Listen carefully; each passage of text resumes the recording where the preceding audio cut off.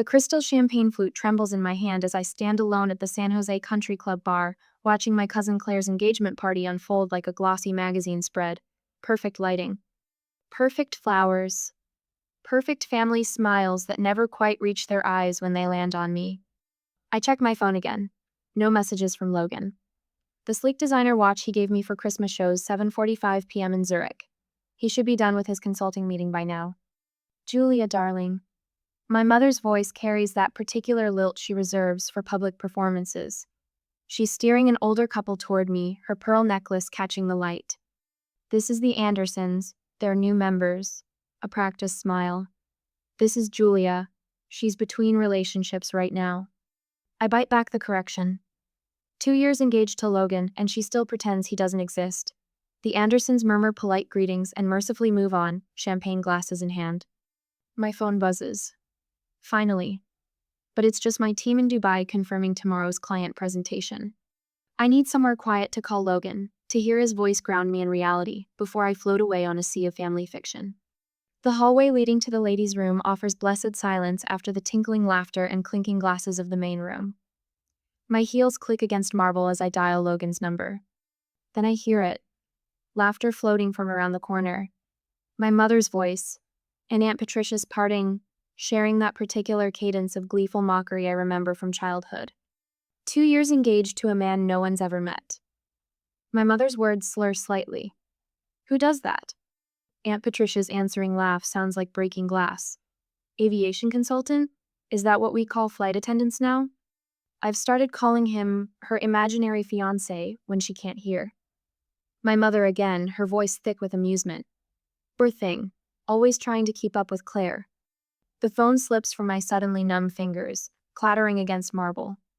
Tears burn behind my eyes but don't fall. I won't give them that satisfaction, even if they can't see me.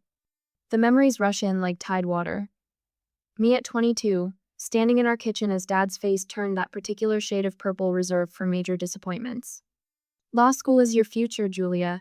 This art school nonsense is throwing your life away. Mom wringing her hands in the background. Graphic design is a lovely hobby, sweetheart, but it's not a career. The Christmas video calls after I moved to Europe. Mom's tight smile as I shared news about my growing client list. That's nice, dear, but did you hear? Claire made junior partner at her firm. My fingers find the textured wallpaper, grounding me in the present. The past is a dangerous place to linger tonight. I remember the first time I saw Logan across a crowded conference room in Zurich. The way his eyes crinkled when he smiled. How he listened intently as I presented my branding concepts for his airline client. The immediate connection that felt like coming home, even though home had never actually felt that way. The work is exceptional, he'd said afterward. Your family must be incredibly proud. I'd laughed then, a short, sharp sound. They think I'm playing at having a career while looking for a husband. His hand had covered mine, warm and steady. Then they don't know you at all. The memory of calling Mom to share our engagement still stings. The long silence before her careful response. Is this real, Julia? Or are you just trying to keep up with Claire? Logan's words that night echo in my head. They'll understand someday. Build your life first. I straighten my spine, check my reflection in a gilt-framed mirror. My green silk dress falls perfectly, chosen to project success without trying too hard. The diamond on my left hand catches the light, solid and real as the man who gave it to me. Julia, Claire's voice carries down the hallway. We need you for the family toast. I smooth my dress, touch up my lipstick. Perfect the mask I've worn at every family gathering since I was old enough to understand that being myself wasn't enough. My phone buzzes again. A text from Logan. Finished early, missing you. Something shifts inside my chest, like tectonic plates realigning. I've spent my whole life trying to prove myself worthy of this family's approval. Tonight, I finally understand their approval was never the prize I thought it was. My fingers fly across the phone screen. Now, please come now. Claire appears at the end of the hallway, radiant in white. There you are. Mom wants you to say a few words. I slip my phone into my clutch, straighten my shoulders. Of course she does. The walk back to the main room feels different now. Each step carries the weight of a decision years in the making. They want a toast? I'll give them one they'll never forget. My mother beams as I approach the microphone, probably expecting another perfectly polite performance. She has no idea what's coming. None of them do. The crystal stemware weighs heavy in my hand as I step toward the microphone. My mother beams from her carefully chosen spot near the front, no doubt expecting another of my perfectly polite performances. The same smile she wore through 2 decades of piano recitals and debate tournaments, watching me hit all the right notes while missing the music entirely. When two people find each other, I begin, letting my gaze drift across the sea of expectant faces. They deserve a foundation of belief and support.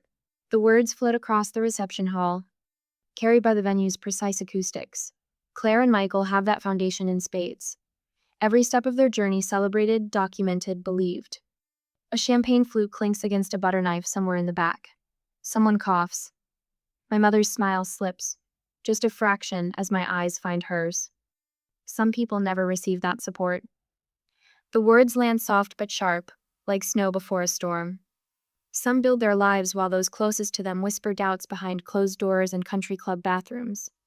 My mother's fingers tighten around her glass. Aunt Patricia shifts in her chair, that particular rustle of silk that always accompanied her judgments. So here's to those blessed with family who believe in them without proof, without question.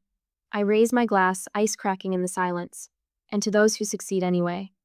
The applause comes scattered and uncertain, like the first drops of rain.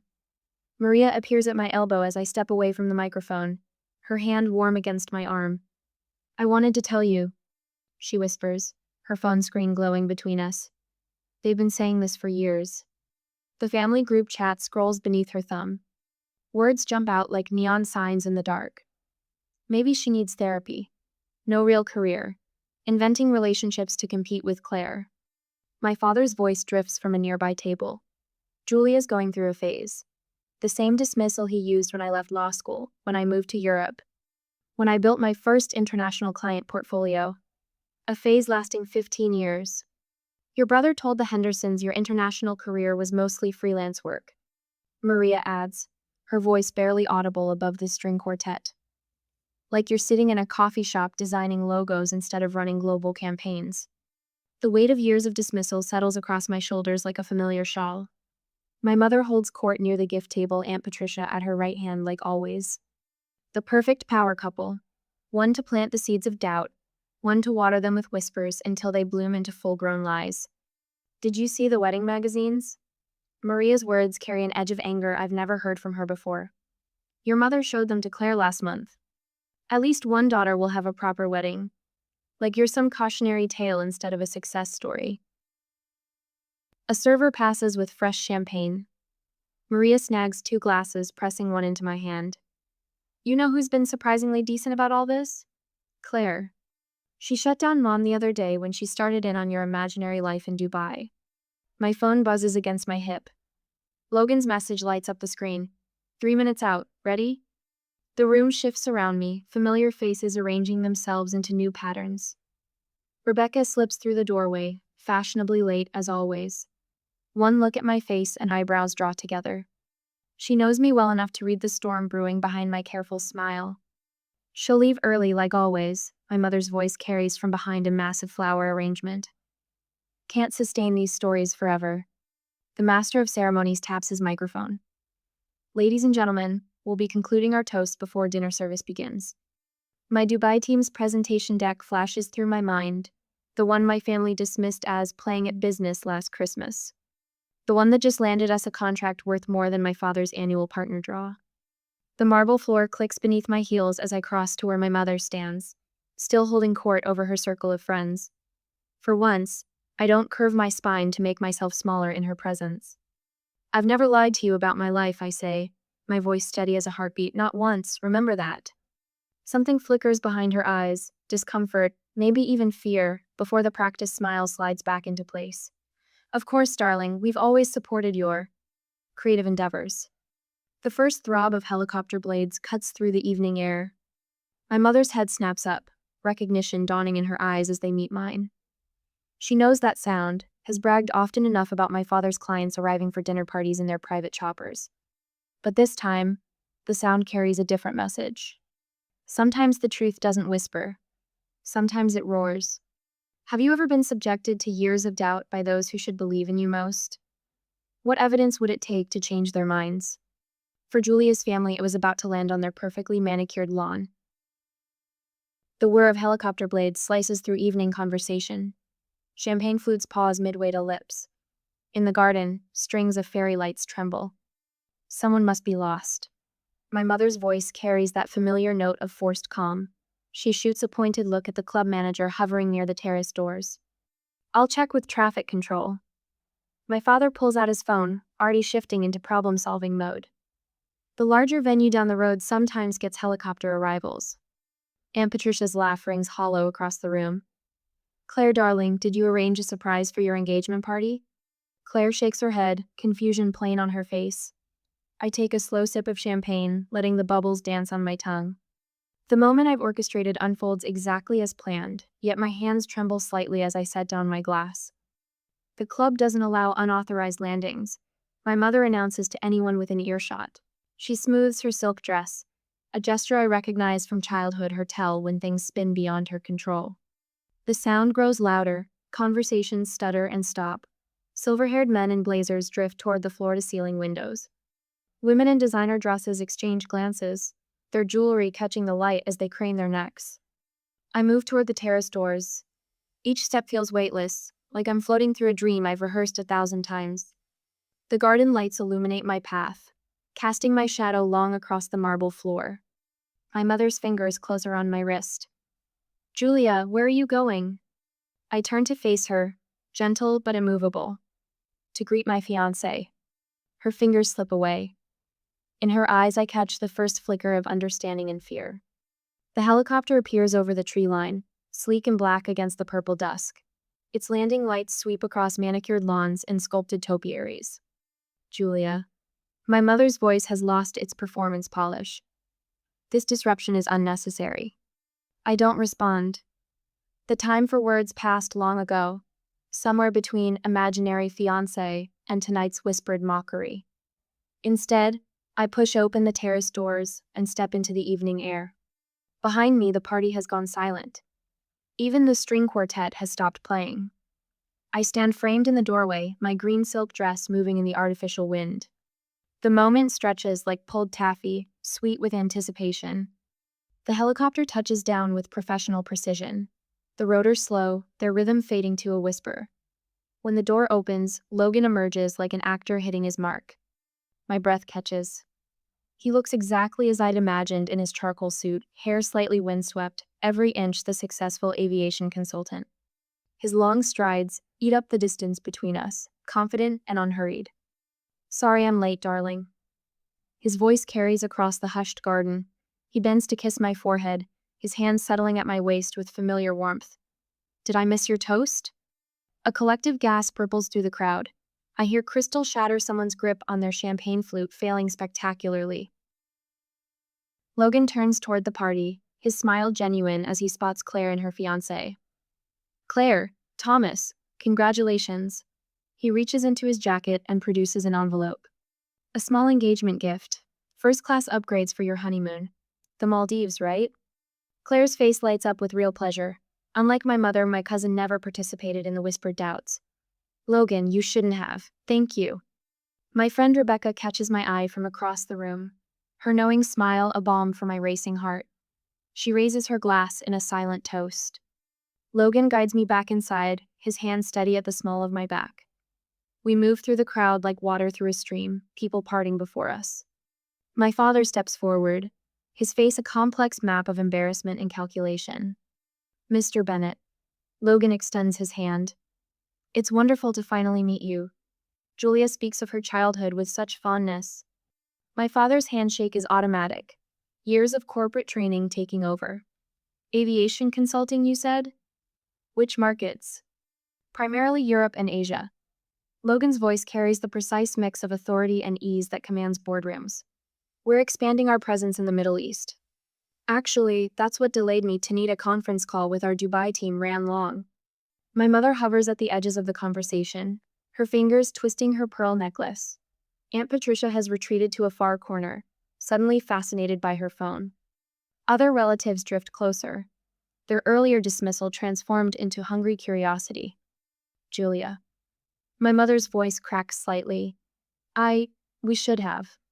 Should have believed me? The words slip out, soft as silk, sharp as steel. Yes, you should have. Logan's hand squeezes mine, grounding me in the present. Around us, phones appear in manicured hands. I know what they're searching for: Logan's consulting firm, my international clients, the life they dismissed as fantasy. The Almahara group was particularly impressed with Julia's branding work. Logan mentions casually to my father. The contract value alone. My mother's sharp intake of breath cuts through his words. On her phone screen, I glimpse the headline: Bennett Global Branding secures historic Middle East deal. You never mentioned, she begins. I did. My voice remains steady. Every Christmas call, every birthday, you change the subject to Claire's law firm promotions. The string quartet starts playing again, but the party's rhythm has fundamentally shifted. Years of dismissal crash against the concrete reality of Logan's helicopter. My success, our life. The impact leaves my family scrambling to rewrite history. Julia has a keynote speech at the International Brand Summit next month.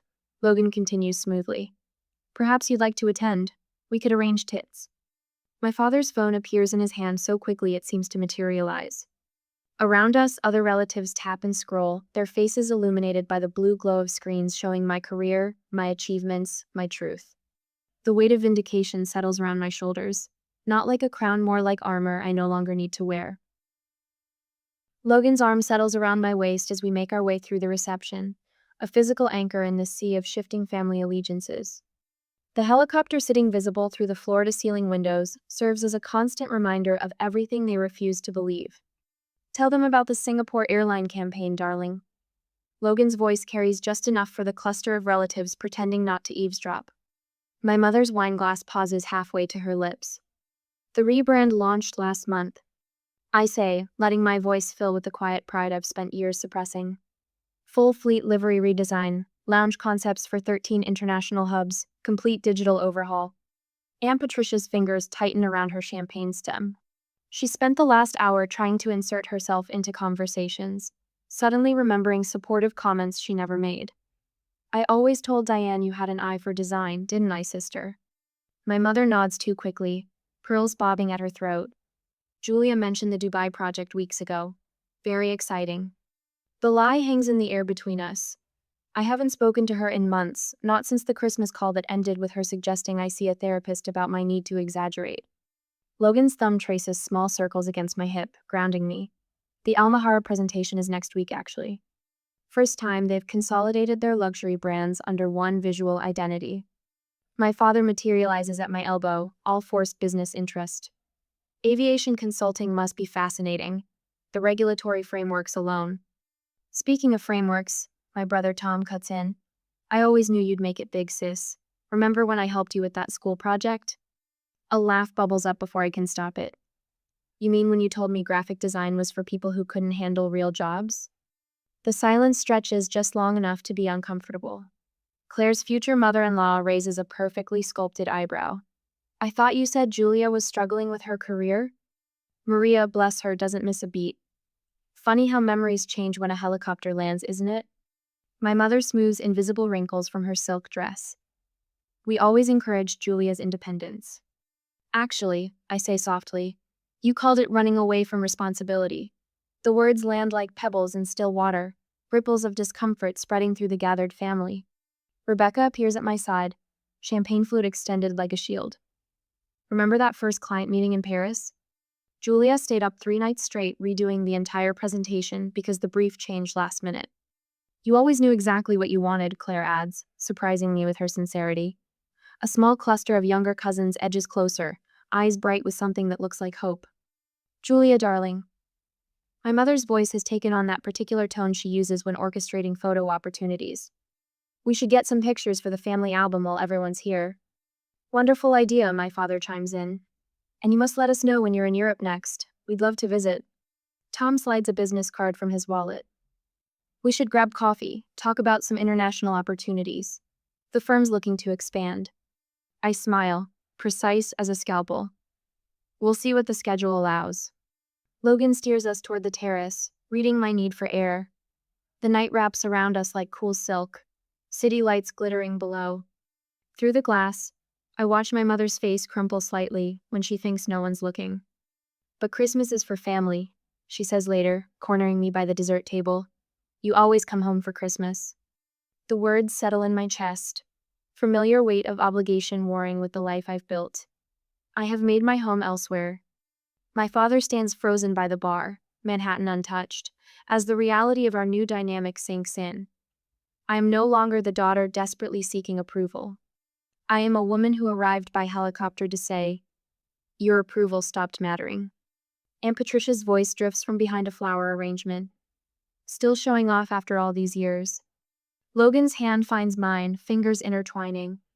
The diamond on my left hand catches the light, solid and real as the man beside me, as the career I've built, as the truth they spent years denying. The helicopter sits dark and elegant on the lawn outside, a period at the end of a very long sentence. But it isn't the final punctuation mark in this story. Not yet. I squeeze Logan's hand, thinking of the invitation I'll send tomorrow. Dubai in winter is lovely, after all, and some truths need to be seen in the full light of day. They cannot hurt me again. With these thoughts, we greeted everyone and went to the hotel. Tomorrow is a big day. The next day, after the reception, the phone vibrates against the hotel nightstand at 10 a.m. My mother's name flashes across the screen, accompanied by her carefully curated profile photo from last Christmas. Julia, sweetheart. Her voice carries that particular wobble that appears whenever she wants something. I've been thinking about what happened at the reception. We should reconnect as a family. I let the silence stretch, watching Logan's reflection in the floor-to-ceiling windows as he moves around our suite, preparing for another consulting call. Mom, I have meetings all morning. Of course you do. The wobble transforms into something sharper. Your father wants to discuss some investment opportunities for your business. She pauses. The family business could use an international presence. My phone buzzes with incoming texts. Dad, suggesting coffee to talk about your future. My brother Mike, suddenly interested in expanding our horizons globally. Even Aunt Patricia has posted on Facebook, featuring a photo from Claire's engagement party, with the caption, "So proud of my successful niece Julia. Family first, global business." Logan catches my eye in the reflection, raising an eyebrow. I shake my head, lips curving into a smile that holds more satisfaction than amusement. The country club membership committee meets next month, Mom continues, voice brightening. Your father could nominate you now that you're established. The word hangs between us like a poisoned apple. Established. As if my success only became real when it arrived in a helicopter. The lake house is lovely in autumn, she adds. We could update the family Christmas card. You and Logan would look wonderful on the dock. I trace my finger along the window, watching the morning sun strike the glass towers of Dubai's financial district. That's generous, Mom. Well, family is family. Her voice softens. We can put all this unpleasantness behind us. All this unpleasantness, I repeat, letting each word fall like a stone. You mean the years you spent telling everyone I was lying about my life? Julia, really? We were just concerned. Logan sets a cup of Earl Grey on the desk beside me, his hand resting briefly on my shoulder. The warmth of his palm grounds me as the realization crystallizes. They're not sorry they didn't believe me, I say after ending the call. They're sorry they can't use me. Logan leans against the desk, arms crossed. What do you want to do about it? I open my laptop, fingers hovering over the keyboard. The words flow with unexpected ease. I'd like to invite you to Dubai next month. Let me show you what I've built. 3 weeks later, I watch my parents scan the arrivals terminal, their expectations visible in their designer luggage and travel outfits. Mom's face falls slightly when she spots our waiting car. Not a luxury sedan, but a modest electric vehicle. The hotel is lovely, she manages later, as Logan guides them through the understated lobby of the Four Seasons. No gilded excess, no ostentation, just quiet, impeccable taste. We thought you'd be comfortable here, I say, watching them search for the flash and glitter they'd imagined. Dubai isn't all about spectacle. The next morning, I lead them through the glass doors of Bennett Global Branding. 30 pairs of eyes look up from sleek desks, their owners rising in greeting.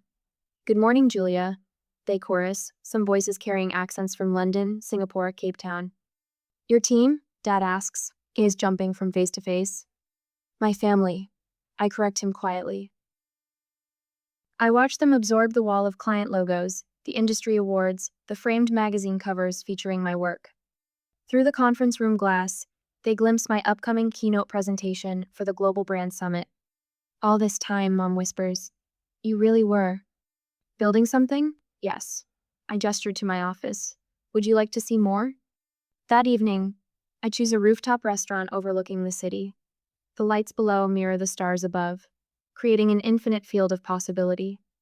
For years, I say, setting my phone on the white tablecloth, you thought I was lying about my life. We were just concerned, Mom begins, reaching for her water glass. I press play. Her own voice fills the space between us. Her imaginary fiance, followed by Aunt Patricia's laughter. I didn't invite you here for an apology. The words come steady and clear. I invited you to see the truth. Dad's face flushes that familiar purple. You brought us all this way to embarrass us? No, I meet his gaze. I brought you here so you would finally see me. Mom's tears fall, smearing her careful makeup. We were wrong about everything. Yes, you were. I take a sip of water, letting the moment settle, and that will take time to address. The city glitters below us, a constellation of lights marking paths not taken, choices that led me here. My parents sit across the table, finally seeing the daughter they never believed existed.